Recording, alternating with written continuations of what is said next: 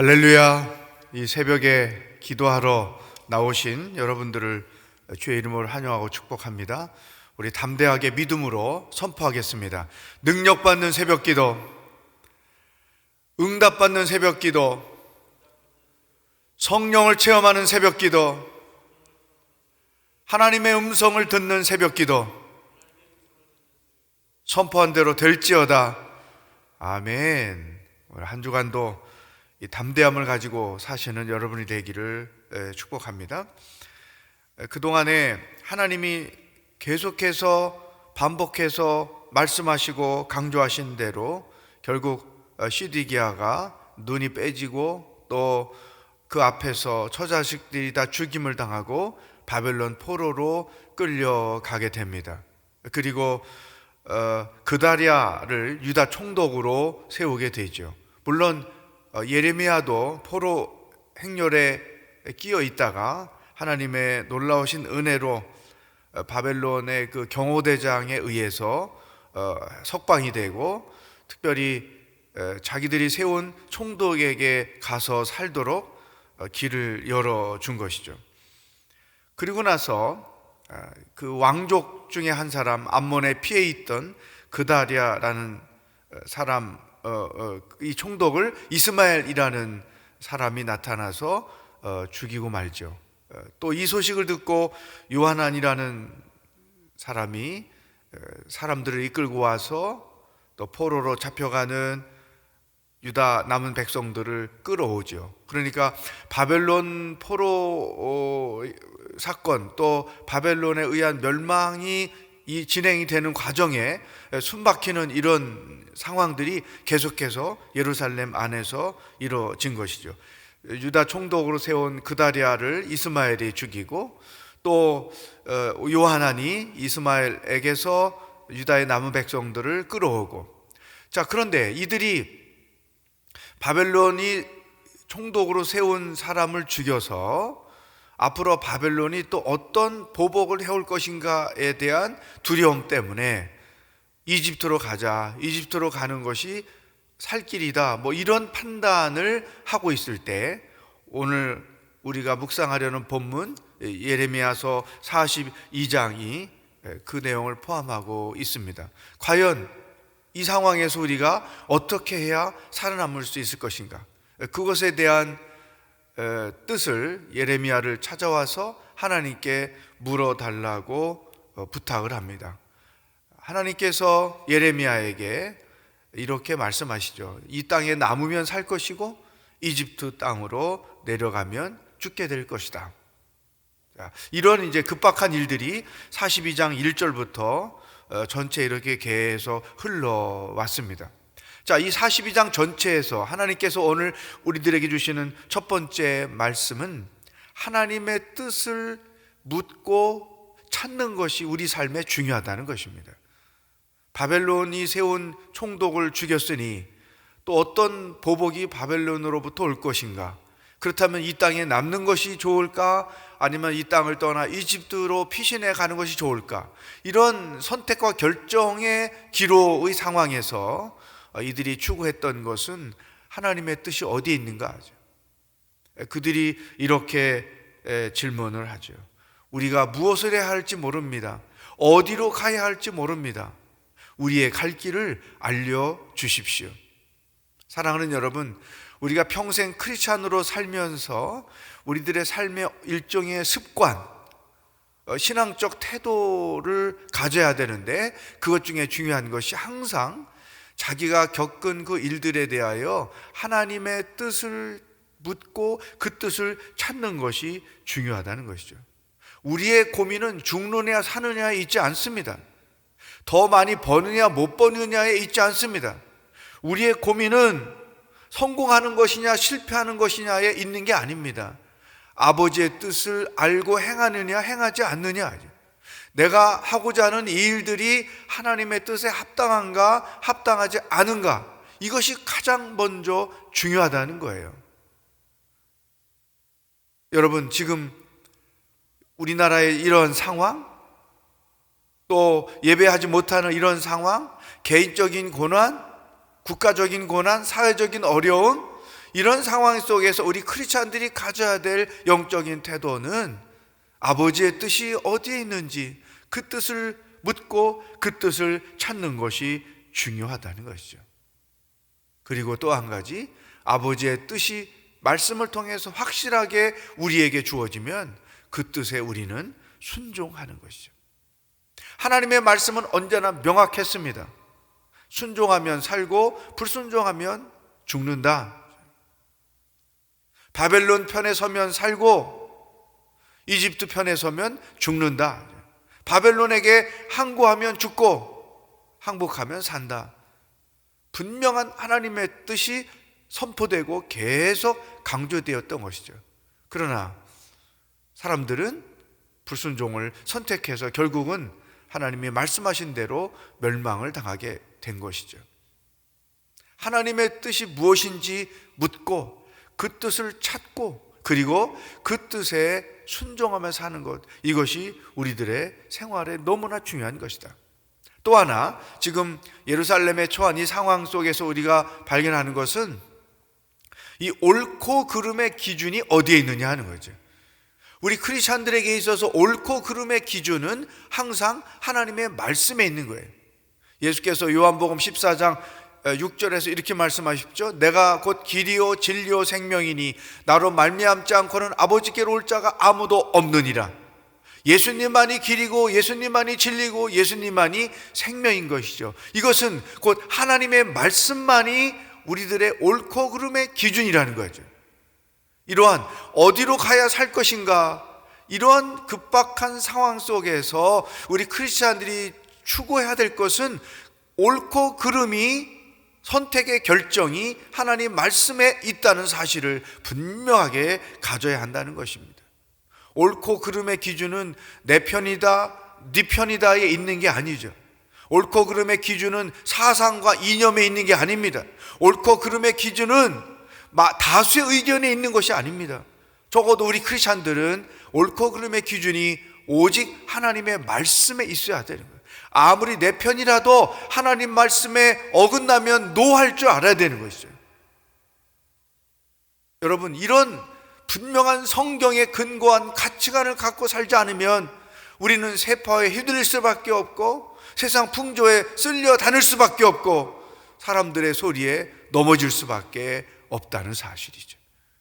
개인의 신념에도 개인의 삶의 가치관에도 사회를 보는 눈도, 이 세상을 보는 눈도 그 기준은 어디에 있느냐? 오직 하나님의 말씀에 있어야 한다는 거죠. 자, 이스라엘 남은 유다 백성들이 어디로 가야 살 것인가? 이 중대한 문제를 가지고 예레미야에게 찾아와서 하나님의 뜻을 물었다는 것이죠.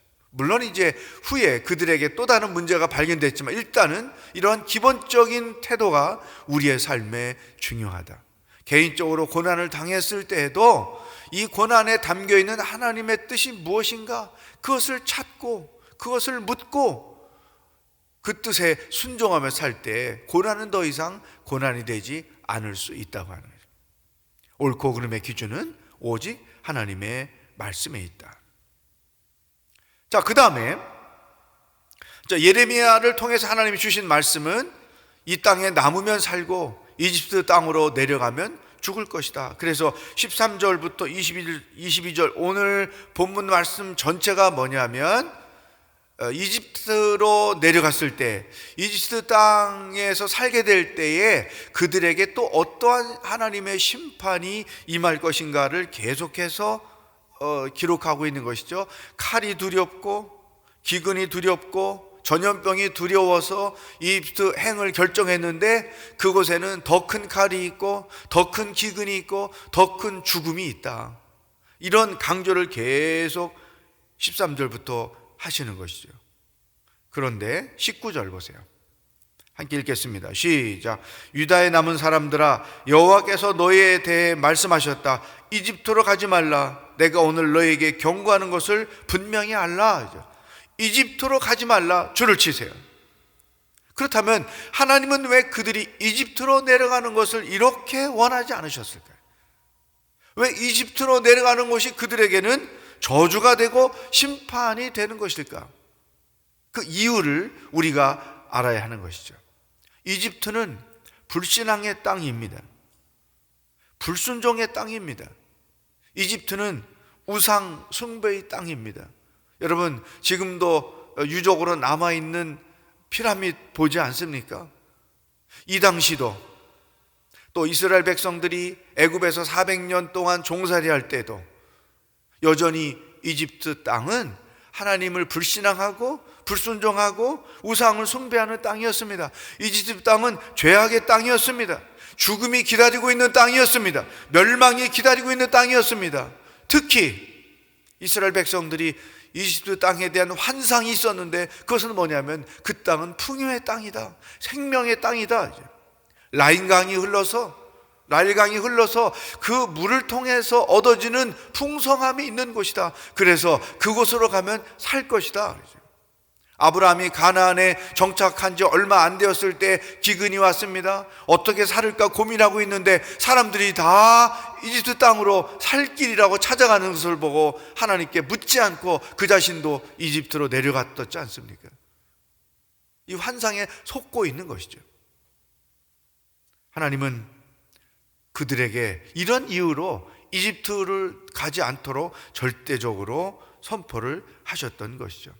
이 이집트 땅은 오늘날로 말하면 요한일서 2장 15절 16절에 있는 말씀대로 육신의 정욕으로 가득하고 안목의 정욕으로 가득하고 이생의 자랑으로 가득한 땅이었다는 거죠. 오늘 이 세상이 그렇지 않습니까? 이런 이유 때문에 이집트로 가지 말라 단호하게 말씀을 하신 것이죠. 그렇다면 반대로 유다 땅 예루살렘에 머물라고 하시는 이유는 뭘까요? 이 예루살렘에 머물러 살라고 하는 말씀은 하나님 안에서 살아라는 거예요. 믿음 안에서 살아라. 모든 일들을 믿음의 방법대로 처리하며 살아라. 여러분, 이게 크리스찬의 삶의 자리죠. 사도 바울이 그의 서신에서 수십 번 반복해서 강조했던 표현이 있죠. 그리스도 안에. 우리 크리스찬의 삶의 자리는 예수 그리스도 안에 있어야 한다는 거죠. 예수 그리스도 안에 있다는 말은 예수 그리스도가 우리 삶의 최고의 가치고, 예수 그리스도가 삶의 기준이고, 예수 그리스도가 우리 삶의 모범이고, 예수 그리스도께만 우리의 생명이 있고 소망이 있고 진리가 있다는 이 분명한 확신을 가지고 살아라.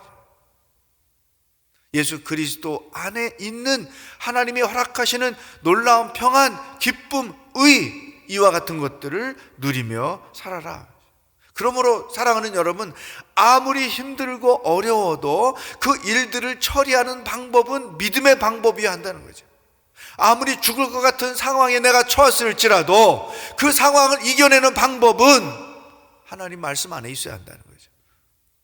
죽기를 선택하는 것이 아니라 죽도록 하나님의 말씀대로 살기로 선택하는 것이죠.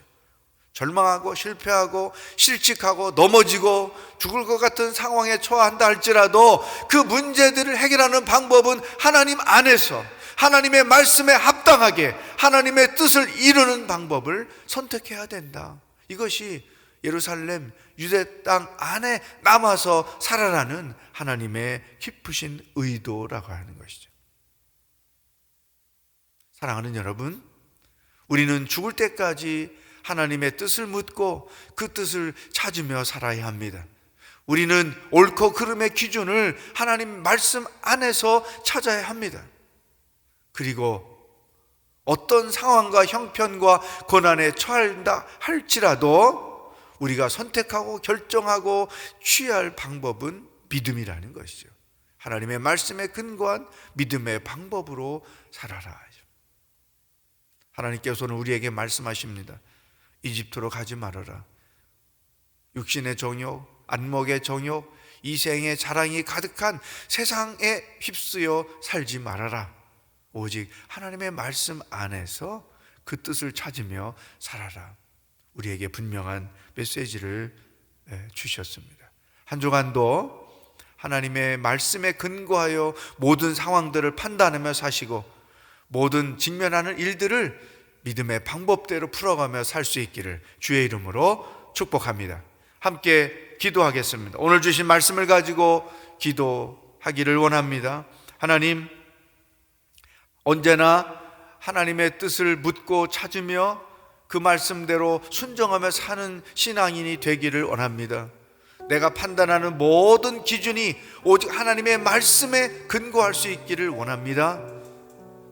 아무리 힘들고 어려운 일을 당했다 할지라도 믿음의 방법으로 믿음 안에서 그 모든 것들을 해결할 수 있기를 원합니다. 나를 이렇게 말씀의 사람으로, 성령의 사람으로 인도하여 주시고 속히 이 땅과 이 백성들에게 예배가 회복되고 하나님의 영광이 회복되는 놀라운 역사가 일어나게 하여 주시옵소서. 다 같이 기도하겠습니다. 하나님 아버지, 이 새벽에도 우리가 어떻게 기도하며 무엇을 구하며 어떻게 살아야 할지 말씀해 주시니 감사합니다. 아버지 하나님, 어떤 상황, 어려운 일들, 고난, 다양하게 직면하는 모든 상황들 속에서 언제나 우리는 하나님의 뜻을 묻고 하나님의 뜻을 찾는 신앙인이 되게 하시고 하나님의 허락하신 말씀대로 순종하며 살아가는 신앙인들이 될 수 있도록 인도하여 주옵소서. 하나님 아버지, 오늘 우리 사회는 가치관의 혼란 속에 빠져 있습니다. 옳고 그름의 기준의 혼란 속에 빠져 있습니다.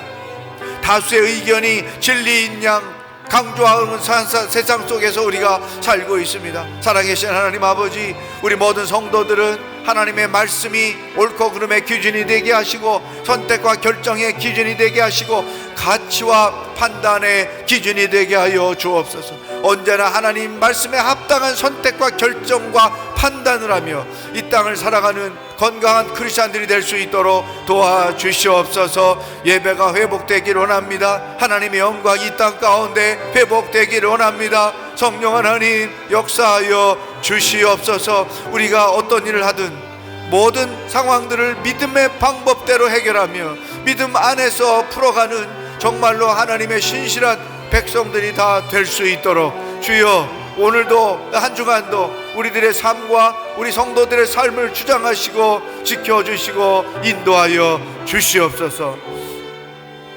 하나님 아버지, 항상 하나님의 뜻을 묻고 그 뜻을 찾고 허락하시는 말씀대로 순종하며 사는 신앙인들이 되게 하여 주시옵소서.